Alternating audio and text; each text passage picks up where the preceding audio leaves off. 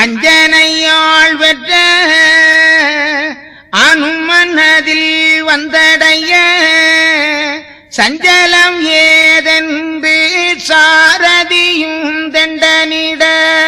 சுக்ரீவனும் சம்பவனும் சுத்தமுள்ள வீரர்களும் ஒக்க ஒரு முகமாய் உடையோன் பாதம் அடைய கருடன் மிகம் மறித்து கேலியிட்ட நியாயம் அதுவும் திருடன் கொடிய தீபாவீரவணனும் அம்மைதனை கொண்டு அவன் கோட்டையானதிலே